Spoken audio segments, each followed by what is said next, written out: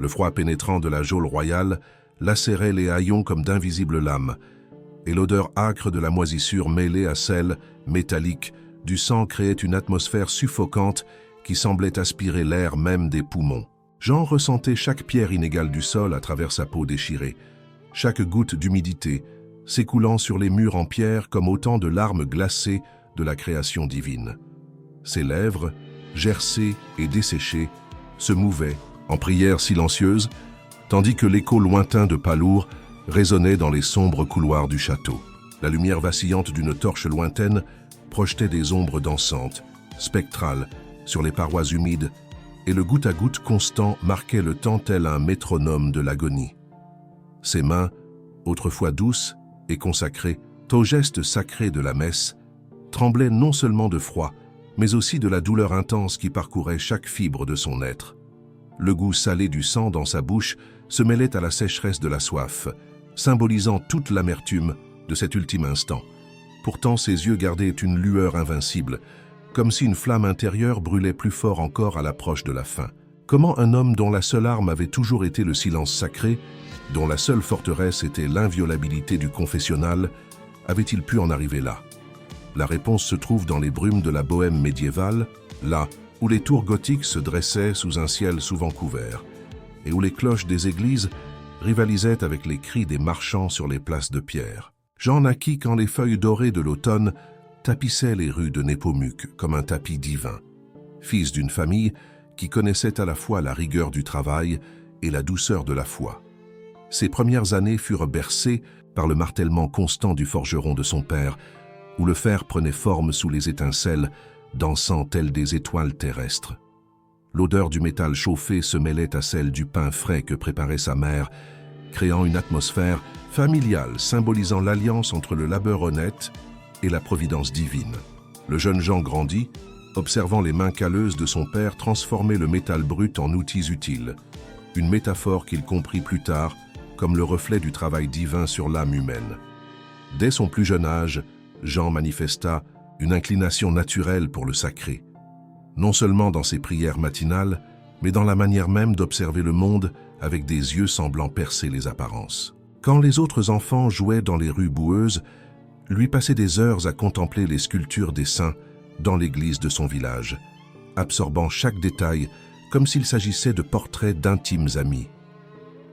Le son de l'orgue lors des messes dominicales résonnait en son âme d'une manière particulière, forgeant des harmonies intérieures, le préparant à une vocation encore incomprise. Les moniales du couvent voisin remarquèrent vite sa présence assidue au premier banc, ses lèvres bougeant en prière silencieuse et ses yeux fixés sur l'autel, avec une intensité qui impressionnait même les religieux les plus chevronnés. À 12 ans, alors que son corps se transformait et que sa voix oscillait entre les aigus de l'enfance et les graves de la maturité naissante, Jean vécut ce qu'il qualifia plus tard de sa première véritable rencontre avec le divin. Lors d'une tempête violente frappant la région, il resta seul dans l'église, tandis que les éclairs illuminaient les vitraux multicolores, créant un spectacle de lumière et d'ombre révélant des secrets célestes. Le fracas assourdissant du tonnerre se mêlait à sa respiration haletante, tandis que l'odeur de la pluie s'infiltrait dans les pierres anciennes, oscillant entre crainte et révérence. C'est alors, contemplant une représentation du Christ crucifié baigné par les éclairs intermittents, que Jean ressentit pour la première fois l'absolue certitude de sa vocation sacerdotale.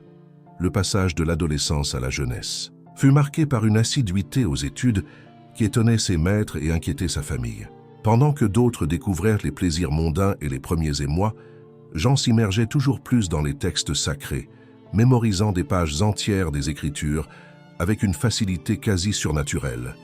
Si ses parents, fiers de sa dévotion, redoutaient parfois son excès, craignant qu'il ne s'éloigne trop du monde terrestre, le jeune séminariste trouvait dans chaque ligne sacrée la confirmation de son destin, une flamme nourrie par le vent de la vocation, divine.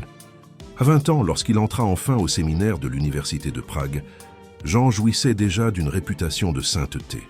Ses camarades découvrirent vite sa rare capacité d'écoute. Sous sa bienveillante attention, chacun se sentait véritablement compris. Lors des confessions mutuelles exigées par la formation, Jean faisait preuve d'une discrétion absolue et d'une sagesse déconcertante pour son âge. Même quand on tentait de lui soutirer les moindres détails. Il gardait un silence naturel, reflet de son essence spirituelle, et non d'une simple obéissance aux règles. L'atmosphère du séminaire pragois du XIVe siècle mêlait érudition médiévale et ferveur religieuse. Les salles d'études, éclairées à la lueur des chandelles projetant des ombres dansantes sur les manuscrits anciens, résonnaient de débats théologiques nocturnes. L'odeur du parchemin se mêlait au parfum de la cire, suspendant le temps dans une dimension où seul le sacré importait.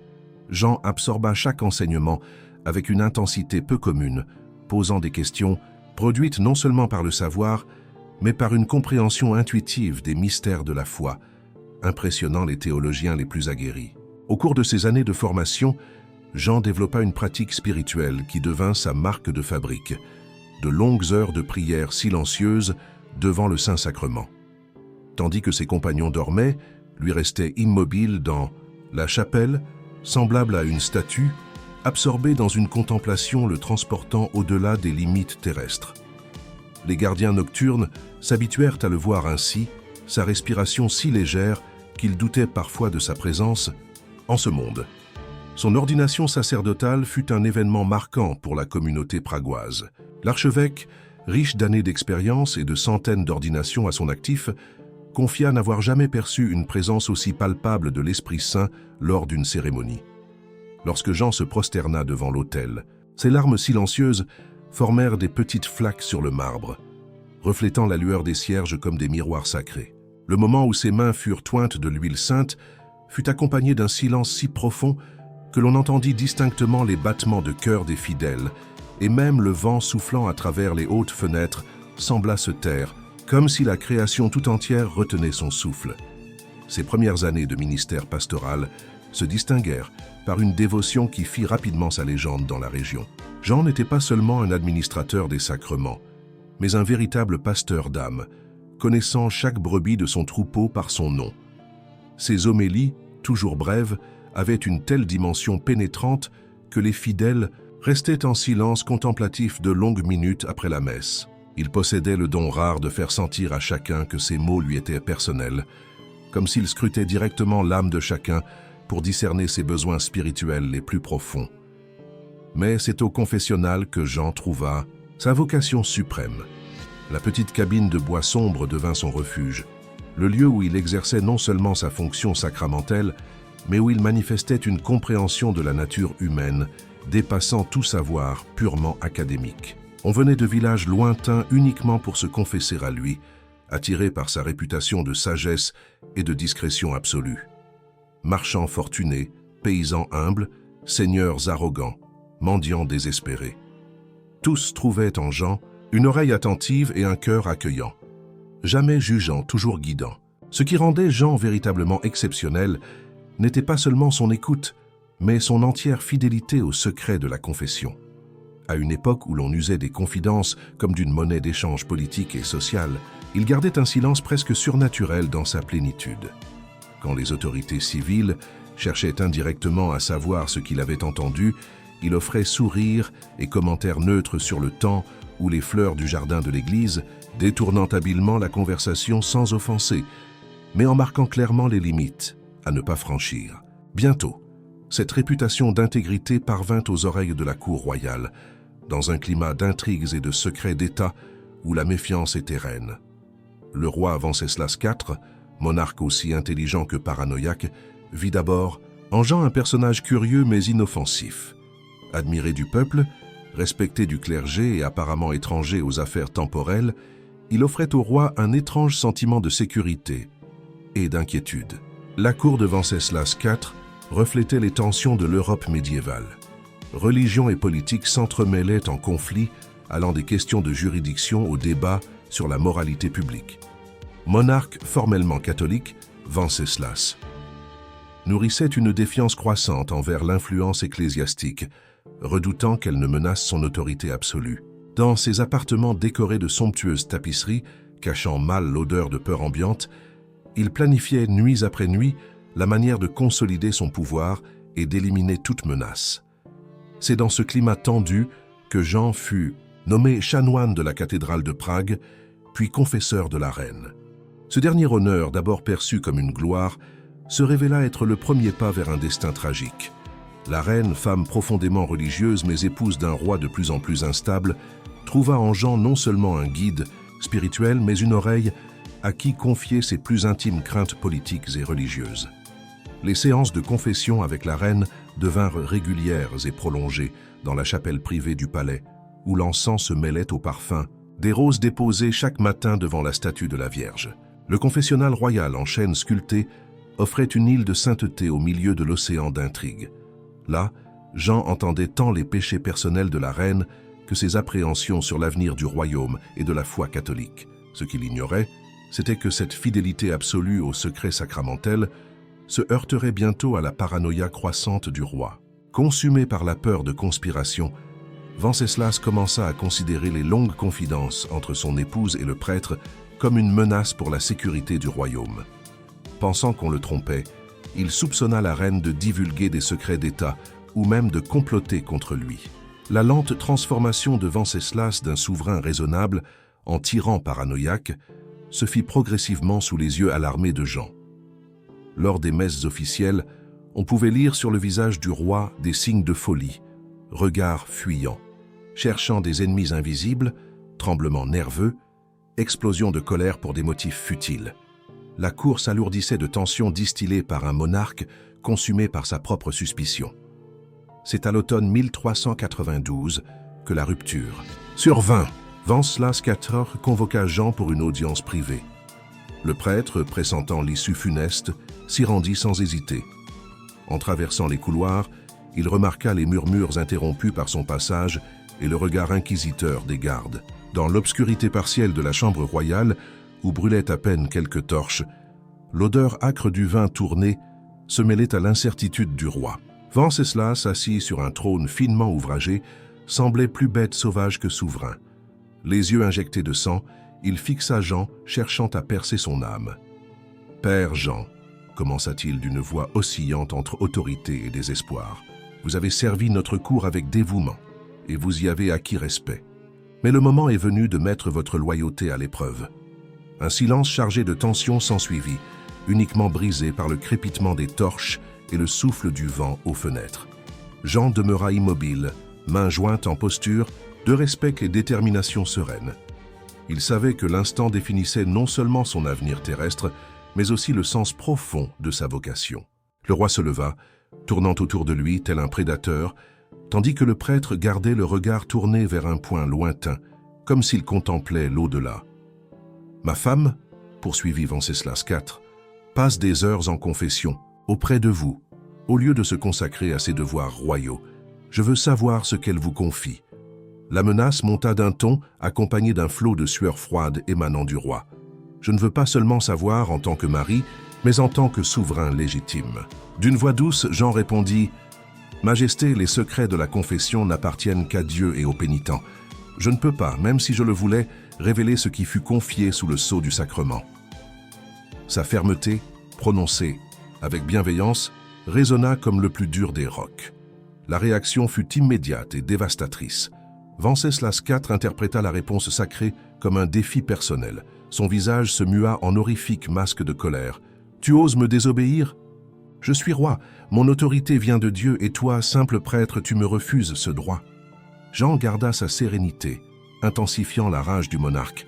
« Majesté, je vous obéis dans toutes les affaires temporelles, mais le secret de la confession est loi divine, établie par le Christ et confirmée par les conciles de l'Église.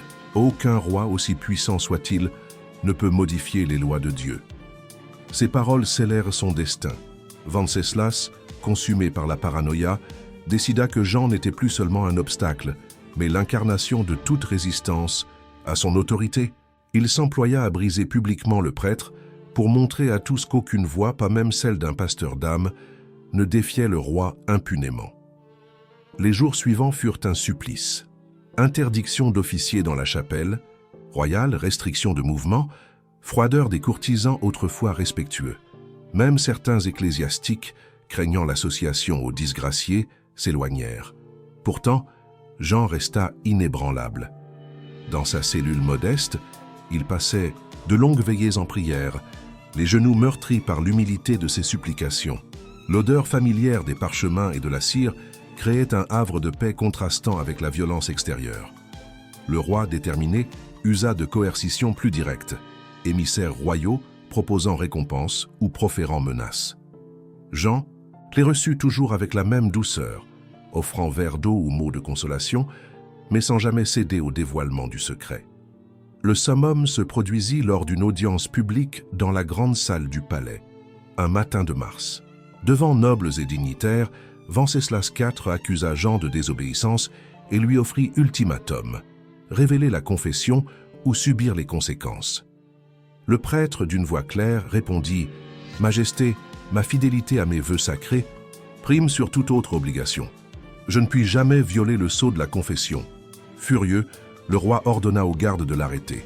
Jean, serein, accepta les chaînes comme un ultime sacrement. Escorté vers les cachots, son murmure de prière s'éleva, transformant la geôle en sanctuaire de compassion.